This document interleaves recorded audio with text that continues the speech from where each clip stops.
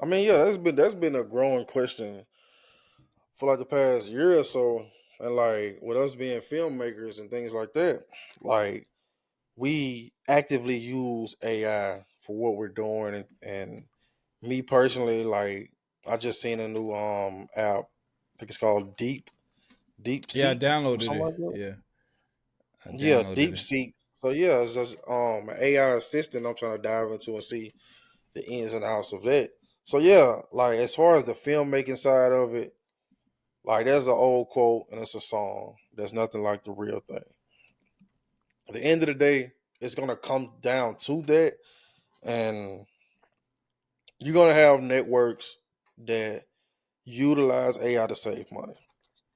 That'd be the biggest thing with these companies: Universal, Sony, Warner, Legendary, A24, Paramount, things like that. Their biggest thing is to save money so they can put other dollars into marketing, so they can put other Mhm. dollars into another film, paying these big actors and things like that.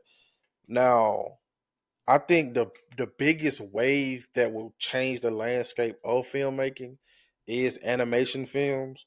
Like I think Mm, that will be the first wave you see that okay, this movie is 80 to 90% fully AI, which means we don't need to pay Keanu Reeves, we don't need to pay The Rock, Kevin Hart, John Cena. We don't need to pay these guys $100,000 to $1 million to be on this animation film. We can do it for, we can create an AI um person or AI character and things like that that's fully voiced by AI, that doesn't need a break, doesn't need to be paid, doesn't get sick. It doesn't have human like abilities and human like qualities and things like that. And from a business standpoint, that's in a way that's what you want, and if you're taking it that route. But from a creative standpoint, the people that really drive the industry, the people that really run the industry and come up with these ideas and these scripts and send it off to these people and get it sold and things like that, that come up with the IP and ideas, those are the people that will be out of a job in that aspect.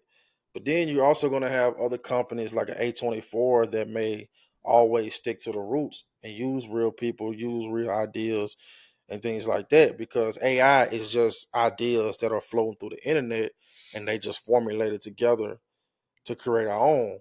But also, that's kind of the human brain in today's society, that we may think we have a unique idea, and in some cases, well, in rare cases, we may have, but at the end of the day, if I come up with a business model on this, it's kind of already been done. A lot of yeah. these films have already been done. A lot of these ideas have already been done. So with integrating AI to make the job easy, like in certain aspects, I get it, I encourage it, and things like that. And even to a certain extent, like I heard Issa Rae was talking about ChatGPT and talking about AI, that she it helped her get through the like she was stuck writing a script and things like that. And I was just like, okay, that's actually the first time I've heard someone of that stature talk about AI and script writing and things like that. Oh, So that's it's gonna, I've heard a few people say it. oh yeah, because I think I heard this, I think last year or something like that. So yeah, like you're gonna have people like that that may use it to finish their script or give them certain summaries. Like I use it for summary and give me ideas. Like okay, if I have this character do this, and that, give me three different type of outcomes or situations that I can choose from and implement that. But once it's time to turn the camera on, once it's time to act, once it's time to get the location, AI is out the window. Now it's time to get the it's time to get the work. So yeah, we just in the beginning stages of AI. It's here to stay. It's not going nowhere. So the best thing for you to do is to embrace it and understand and try to understand it to your liking and how it can enhance your life and what you're doing from your day to day. Like the simplest person that goes to work, goes see their kids and this and that, that doesn't even have creative endeavors in life or doesn't even own a business. It was just like a simple human that just want to do this and enjoy doing it. they can utilize it by help schedule their day. They can utilize it by doing certain things around the house, like it's little small details like that. So it can affect even the working class people in a way. And the creatives, the business owner, it can take your $100,000 idea to $100 million idea if you utilize it right. So that's the main thing, is utilizing it to your liking and how you want to implement it into what you're doing. And so again, with filmmaking, like, of course we're on the side of the creators, but we're also business owner in this. So we're on the side of the business owner also, and we understand the business. We understand that, okay, we seen companies that got left behind when the internet came around, and when, matter of fact, we can go as far as to eBay, or companies that were doing these delivery services and not being online when things like that. But Amazon took full advantage of that and expanded and took off. And now who buys from eBay? So it's Yeah. like people still buy from eBay, but like, really, who buys from eBay?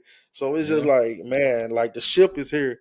Is you gonna get on and get left behind, or is you gonna be the outlaw and be like, everybody over here, I'm gonna go the other way. So I think as look, creatives,